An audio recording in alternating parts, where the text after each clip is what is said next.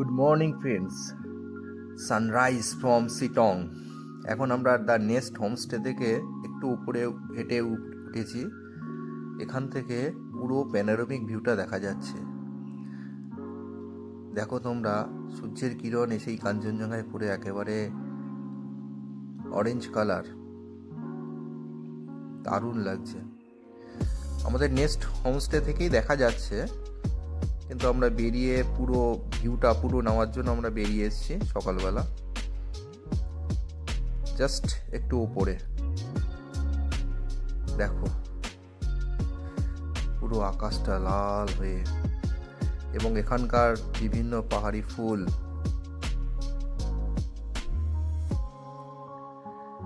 আমাদের এই যে দেখতে পাচ্ছ অরেঞ্জ গার্ডেন, এটা হচ্ছে নেস্টেরই পাশের ঘর থেকে।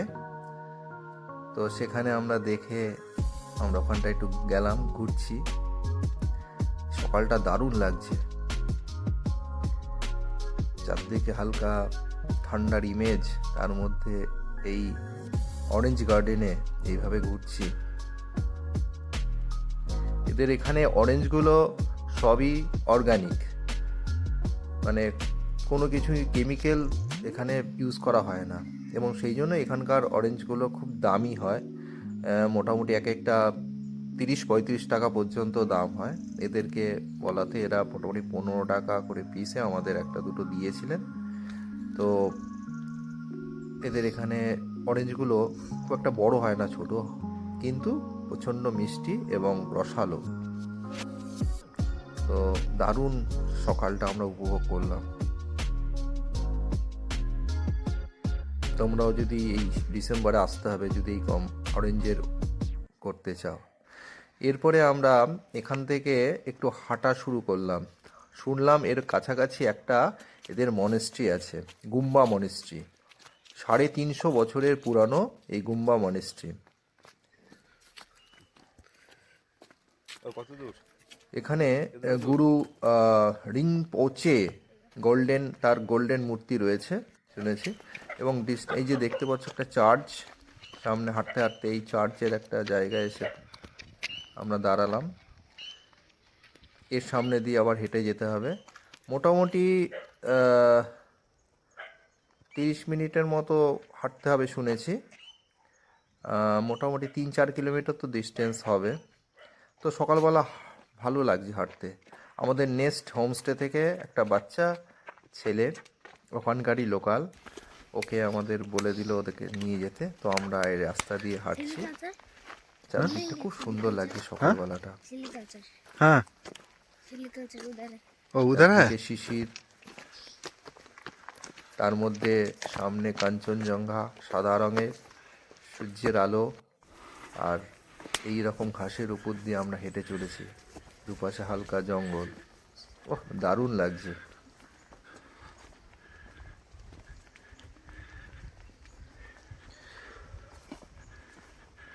অবশেষে আমরা এই যে পৌঁছালাম এখানকার লোকাল যে গুম্বা মনেস্ট্রি।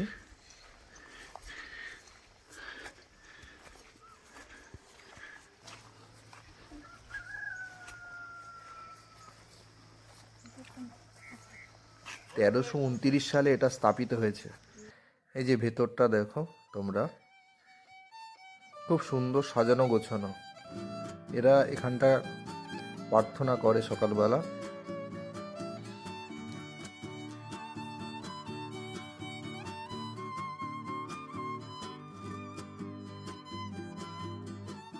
দারুণ, খুব সুন্দর ভেতরটা। যদি তোমরা এদিকে আসো তো সকালবেলা অবশ্যই হেঁটে এসো, হাঁটতে খুব ভালো লাগবে। আর এরকম একটা সুন্দর মনেস্ট্রি তোমরা দেখতে পাবে, এখানকার লোকাল মনেস্ট্রি। এদের খুব স্যাক্রেড, পবিত্র এটা। আমাদের মোটামুটি ওই 30-35 মতো মিনিট সময় লেগেছে। যাই হোক, আমরা আবার এইটা দেখে আমরা নেক্সটের দিকে রওনা দিচ্ছি। পথে সুন্দর দেখো কাঞ্চনজঙ্ঘার ভিউ। কারণ আজ আমরা নেক্সটে এখান থেকে বিদায় জানিয়ে আমরা দাওয়াই পানির দিকে যাব। এই যে নেক্সটে আমরা রেডি হয়ে গেছি, আমরা এবার এখান থেকে ছাড়বো। এরা খুব আপ্যায়নটা ভালোই করেছে, ভালো লেগেছে একদিনের। তো পথে আমাদের আর একটা অরেঞ্জ গার্ডেন পড়লো, সেখানেও গাড়িটা দাঁড় করিয়ে আমরা অরেঞ্জ গার্ডেনের ভেতর ঢুকলাম। এখানেকার অরেঞ্জ গার্ডেনে আমরা ছবি তুললাম, কিন্তু ছবি তুলতে এদের পয়সা লেগেছে, আমাদের প্রথমে ঢুকতে দেবে না, কারণ অ্যাকচুয়ালি এখানকার অরেঞ্জগুলো সবই আগের থেকে বিক্রি হয়ে থাকে আর কি, সেই জন্য অরেঞ্জ ছিঁড়তে দেয় না, ঢুকতে গেলেও নিষেধ। তো আমরা অনেক রিকোয়েস্ট করে এখানে ঢুকেছি। তো কিছু সামান্য কিছু পয়সা দিয়ে আমরা কিছু ফটো তুলেছি এবং অরেঞ্জ গার্ডেনটা খুব ভালো করে সবাই এনজয় করছি। এই সময় এটাই তো, ডিসেম্বরে শিলং আসলে অরেঞ্জ গার্ডেনে ঢুকে মজা হবে না, এটা অবাস্তব। এর জন্যই তো এই ঠান্ডায় শিলংয়ে আসা।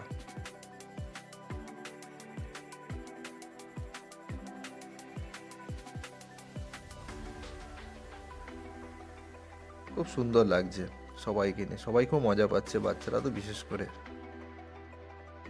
এবার আমরা অরেঞ্জ গার্ডেন দেখে আমরা যোগীঘাট ব্রিজের দিকে এগিয়ে চললাম। আমাদের নেস থেকে এটা মোটামুটি প্রায় 9 কিলোমিটার, 34 মিনিট মতো সময় লাগছে। আমরা এই পৌঁছে গেছি যোগীঘাট ব্রিজ। এই টার্ন নিলেই দেখো তোমরা যোগীঘাট ব্রিজ। এই ব্রিজের তলা দিয়ে চলে গেছে রিয়াং নদী। এটা 74 মিটার লম্বা একটি ব্রিজ। এটা হচ্ছে সিটং আর মংপু, এই দুটো শহরকে হচ্ছে কানেক্ট করছে এই ব্রিজটা। এই দেখো রিয়াং নদী তলা দিয়ে বয়ে চলেছে, ওপারে হচ্ছে মংপো আর এপারে হচ্ছে সিটং। খুব সুন্দর। নিচে তোমরা অবশ্যই নিচে যাবে, নিচ থেকে খুব ভালো লাগবে। এটা পুরনো ব্রিজ।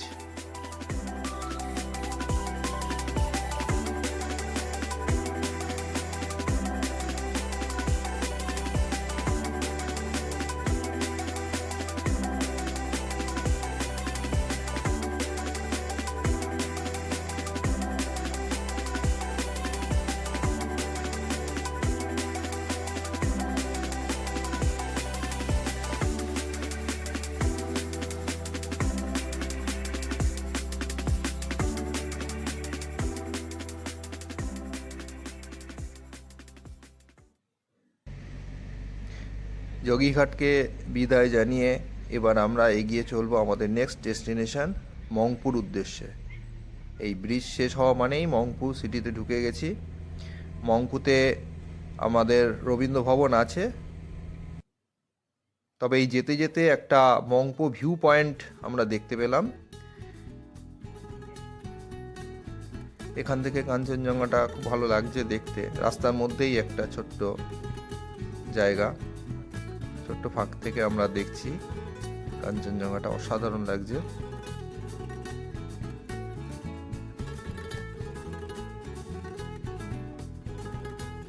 রাস্তা সৌন্দর্য তো অসাধারণ, সবুজের মধ্যে নীল আকাশ, সাদা সাদা মেঘ, পাশে কাঞ্চনজঙ্ঘা। এই সৌন্দর্য ভাষায় প্রকাশ করা যায় না।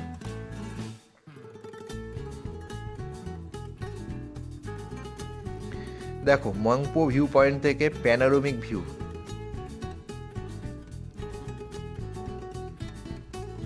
পুরো 180 ডিগ্রি ভিউ এখান থেকে, দারুণ লাগছে এখান থেকে। তোমরা এখানে রবীন্দ্র ভবনও দেখতে পারো, কিন্তু আমরা যাব না, সময় হয়ে গেছে, আমাদের যেতে হবে। তো এখানে আমরা এই ভিউ পয়েন্টে সুন্দর উপভোগ করছি কাঞ্চনজঙ্ঘাকে।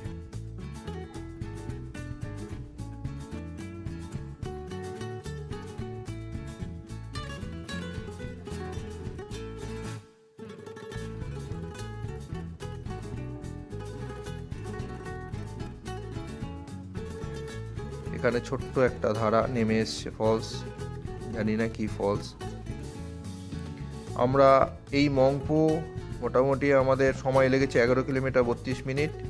মংপু থেকে আমরা এবার আমাদের হোমস্টে দাওয়াই পানির উদ্দেশ্যে যাচ্ছি, দুমুকিম হোমস্টে। দেখো দুধারে শাল সেগুনের জঙ্গল এবং ম্যাপ বলছে 15 কিলোমিটার 42 মিনিট টাইম লাগবে। তো আমাদের এই সুন্দর সিনারি উপভোগ করতে করতে আমরা এগিয়ে চলেছি দাবাই পানির দিকে। দুদিকে পাইনের জঙ্গল, মাঝখান থেকে কালো রাস্তা, অসাধারণ বিউটি। এই যে তোমরা দেখতে পাচ্ছ সোজা রাস্তাটা নামাহাটার দিকে চলে গেছে, আর বাঁ দিক থেকে যে রাস্তাটা উঠেছে এটাই হচ্ছে দাওয়াই পানির রাস্তা। এই রাস্তাটার এই জায়গাটা কিন্তু খুব খারাপ। দাওয়াই পানির সুন্দর যেমন ভেতরটা, ঠিক তেমনি রাস্তাটা ততটাই খারাপ, প্রচণ্ড খাড়াই।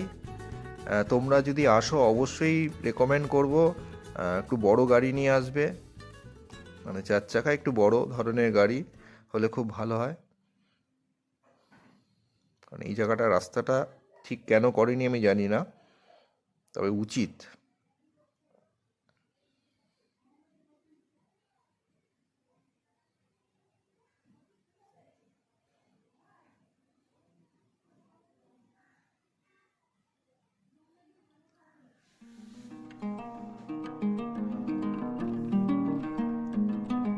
তবে রাস্তার বিউটি অসাধারণ, সেদিক থেকে সন্দেহ নেই। তবে এই দিকটা ভালো আছে, আবার রাস্তার কাজ চলছে। আশা করি অদূর ভবিষ্যতে রাস্তাগুলো সব ঠিকঠাক হয়ে যাবে। দাওয়াই পানি থেকে কিন্তু কাঞ্চনজঙ্ঘা আরো ভালো দেখা যায়। দেখো কি সুন্দর জঙ্গলের মধ্যে দিয়ে আমরা এগিয়ে চলেছি। দাওয়াই পানি নাম থেকে বোঝা যাচ্ছে যেন মেডিসিনাল প্ল্যান্ট, মানে ওয়াটার। এখানকার জল খুব মেডিসিনের মতো কাজ করে।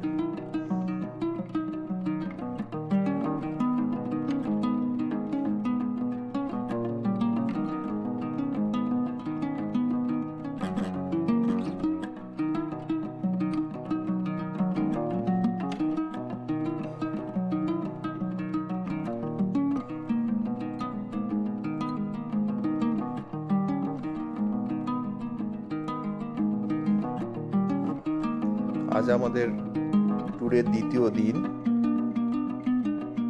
আমরা শিটং থেকে আমরা চলেছি দাবাই পানিতে। শিটংয়ের অভিজ্ঞতা খুব ভালো। নেক্সটে আমরা যখন বিদায় দিচ্ছিলাম তখন আমাদের রিসেপশন করেছে, উত্তরীয় পরিয়ে বাচ্চাদের স্ন্যাক্সের একটা প্যাকেট ধরিয়েছে। ওদের খাওয়া দাওয়া ব্যবহার সত্যি খুব ভালো লেগেছে আমাদের। তো আমরা প্রায় চলে এসেছি আমাদের হোমস্টের কাছাকাছি, দাবাই পানি। আমরা থাকবো দুমিখিম হোমস্টেতে। দেখো এখান থেকে দূরে কাঞ্চনজঙ্ঘা দেখা যাচ্ছে।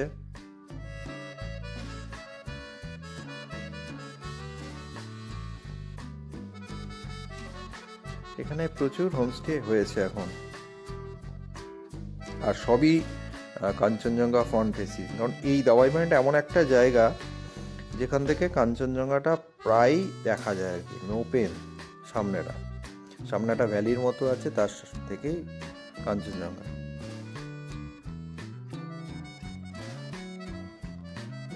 প্রচুর হোমস্টে হয়েছে।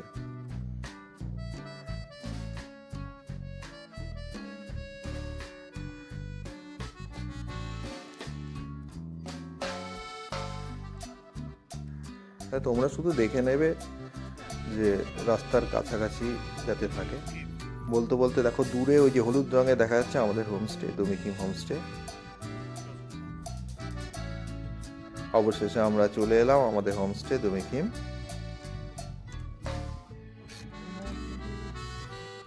এই সামনের যে ঘর, সেইগুলো থেকে আমরা কাঞ্চনজঙ্ঘার ভিউ দেখা যায়। দুমিখিম হোমস্টে দেখো কি সুন্দর কাঞ্চনজঙ্ঘা, এখান থেকে পরিষ্কার, অসাধারণ লাগছে এখান থেকে। আমাদের দুমিখিম হোমস্টে আমরা রুম রেন্ট ভাড়া করেছি 1200 টাকা পার ডে পার হেড। এই যে দুটো ঘর সামনাসামনি দেখতে পাচ্ছ, এই ঘর দুটোই আমাদের বুক করা আছে। এই ঘরের ভেতর থেকেই পর্দা সরালেই কাঞ্চনজঙ্ঘা দেখা যায়। আর সামনে আছে আর একটা ঘর। এই হচ্ছে আমাদের রুম, ডাবল বেড। ওই যে জানলা সরালেই কাঞ্চনজঙ্ঘা দেখা যায় জানলা থেকে, ঘরে বসে। আমাদের 1200 টাকা করে পার ডে পার হেড নিয়েছে, থাকা খাওয়া। এই হচ্ছে টয়লেট, মোটামুটি খারাপ। তো আমরা তাড়াতাড়ি লাঞ্চ ফাঞ্চ করে আমরা এখন বেরিয়ে পড়েছি লামাহাটার উদ্দেশ্যে, কারণ আমাদের সেকেন্ড এই যে লামাহাটা আমরা যাব ঘুরতে চলে এসেছি বলতে বলতে লামাহাটাতে, লামাহাটা ইকো পার্ক। এখানে 50 টাকা করে টিকিট নেয় শুনেছি।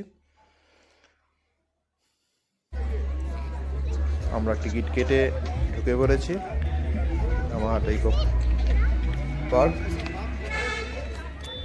এটা প্রায় 6500 ফিট উঁচুতে, আর পুরোটাই পাইন ফরেস্টে। প্রচুর পাইন গাছ এখানে রয়েছে এবং সামনে বিভিন্ন ফুল চাষ করা আছে, বিভিন্ন কালারিং ফুল। আর দূর থেকে কাঞ্চনজঙ্ঘাও দেখা যায়। সুন্দর সাজানো গোছানো পার্কটা। তোমরা এখানে আসলে অবশ্যই আসবে লামাহাটে। হ্যাঁ হ্যাঁ, তারপর দেন। তো আমরা এখন উপরের দিকে উঠছি।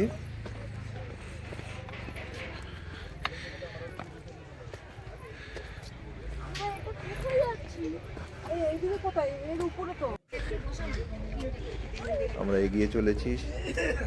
প্রথমে আমরা একটু ওয়াচ টাওয়ারের দিকে যাব,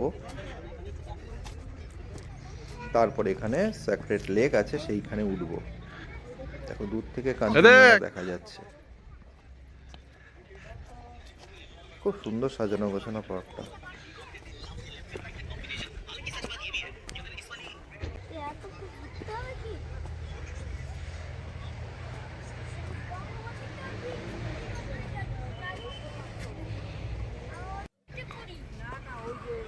চারদিকে সুন্দর ফুলের চাষ করে রেখেছে। ওই যে দূরে দেখতে পাচ্ছ ওয়াচ টাওয়ার, ওই ওয়াচ টাওয়ার থেকে কাঞ্চনজঙ্ঘার ভিউটা খুব ভালো দেখা যায়। প্লাস উপরের পাইন ফরেস্টটা, পাইনটাকেও, পাইন গাছগুলোকেও খুব সুন্দর দেখা যায়। সিনিক বিউটি অসাধারণ এই জায়গা। হাঁটো, আমি এটা উঠে দেখে আসি। দেখো এই ওয়াচ টাওয়ারের উপরে উঠছি।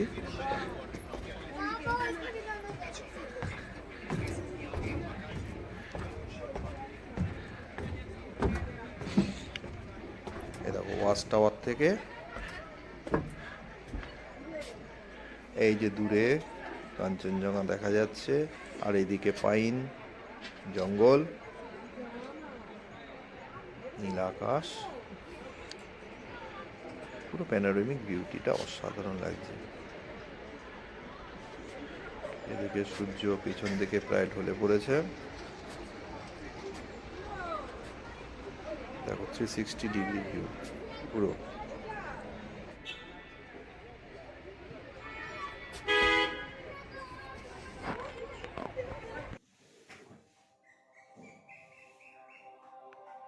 তো আমরা এখন উপরের দিকে উঠব। মোটামুটি 700 থেকে 800 মিটার উপরে একটা এখানকার লেক আছে, যে লেকটাকে এরা সেক্রেট লেক হিসাবে চিহ্নিত করে, যার নাম জোর পোখরি। তো এই পাইনের জঙ্গলের মধ্যে দিয়ে আমরা এগিয়ে চলেছি। খুব দারুণ লাগছে। দেখো চারদিকে পাইন গাছগুলোর বিউটি অসাধারণ। তোমরা আসলে একটু উপরে উঠবে। লেকটা উপরে কি আছে না আছে যতটা, কিন্তু এর রাস্তা দিয়ে হাঁটতে খুব ভালো লাগবে। আর যদি তোমাদের পায়ের প্রবলেম না থাকে তাহলে মাঝে মাঝে শর্টকাট রাস্তা আছে, এই শর্টকাট রাস্তা তোমরা ইউজ করতে পারো, তাহলে অনেক তাড়াতাড়ি উঠে যাবে। দেখো মাঝে মাঝে বাঁশ গাছগুলোকে কি সুন্দর সাজানো, রাউন্ড করে কেটে তৈরি করা আছে।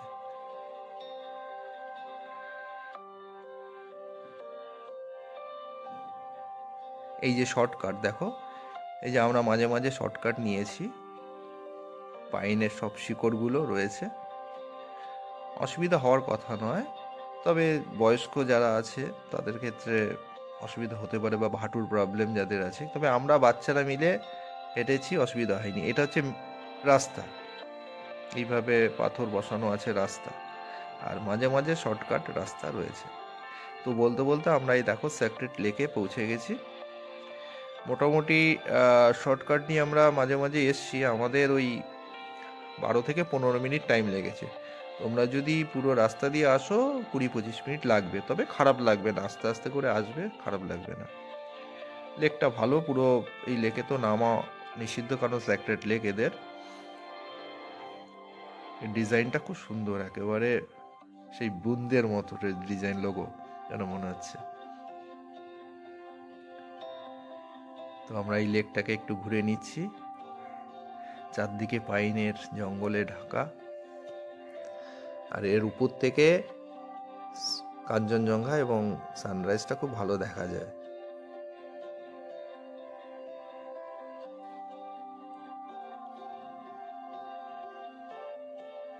দারুণ লাগছে। ওখানটা ঠান্ডা কিন্তু ভালোই আছে, পাইনের জঙ্গলে সত্যি খুব ঠান্ডা। আমরা লামাহাটা পার্কে তাড়াতাড়ি উঠে কাটিয়ে এবার নেমে পড়েছি। দেখো এখান থেকে এই ওয়াচ টাওয়ার থেকে দেখো সানসেট প্রায় হয়ে এসছে। আমরা এখান থেকে দেখছি, দেখো সূর্য বলেছি আমরা তখন বেলা হয়ে গেছিলো আমাদের বেরোতে বেরোতে। এখান থেকে দেখো সুন্দর আমাদের লামাহাটা দেখে ফিরছি যখন, তখন সূর্য সানসেটের সময় হয়ে গেছে। দেখো কি সুন্দর সূর্যটা পড়েছে, দারুণ লাগছে। এখান থেকে আমরা এবার চলেছি, লাস্ট পয়েন্ট হচ্ছে লাভার্স পয়েন্ট। আমরা জানি না কতটা দেখতে পাবো, কারণ আমাদের বেরোতে একটু বেলা হয়ে গেছিলো। আমরা এই লাভার্স পয়েন্টে পৌঁছে গেছি, অলরেডি প্রায় সন্ধ্যা হয়ে গেছে। লাভার্স পয়েন্টে খুব সুন্দর জায়গা, এখানে তিস্তা আর রঙ্গিতের একেবারে মিলনস্থল, ত্রিবেণী সঙ্গম। হ্যাঁ, তো এটা হচ্ছে গেট ঢোকার। দেখো রাত্রে আমরা যখন পৌঁছেছি প্রায় সন্ধ্যা হয়ে গেছে, রাত্রের ভিউ। তবে তোমাদের দেখার জন্য আমি একটা ভিডিও দেখাচ্ছি, এই রকম ঠিক দেখতে। এই যে সবুজ রঙের মেন নদী, এটা হচ্ছে তিস্তা নদী, আর বাদিক থেকে এসে মিশেছে হচ্ছে রঙ্গিত। এই হচ্ছে রঙ্গিত নদী, দেখো স্বচ্ছ জল। এটা নিচে গেলে তোমরা দেখতে পাবে এরকম ভিউ। তোমরা অবশ্যই নিচে যেও, কিছুটা এগিয়ে গিয়ে তারপর এন্ট্রি থেকে নামা যায় ভেতরে। আর এটা হচ্ছে তিস্তা, এই তিস্তা মিলন। যাই হোক, আমাদের এবার ফেরার পাড়া। আমরা দেখো এই যখন ফিরছি প্রায় রাতের এই দার্জিলিং পুরো জোনাকির মতো জ্বলছে, দারুণ লাগছে। আমরা সারাটা দিন খুব ভালো আজকে উপভোগ করলাম। তো আজকে ব্লগ এই অবধি। এরপরে আমরা কোথায় কোথায় গেছি সেটার জন্য পরের ব্লগ অবশ্যই দেখো। Thank you for watching.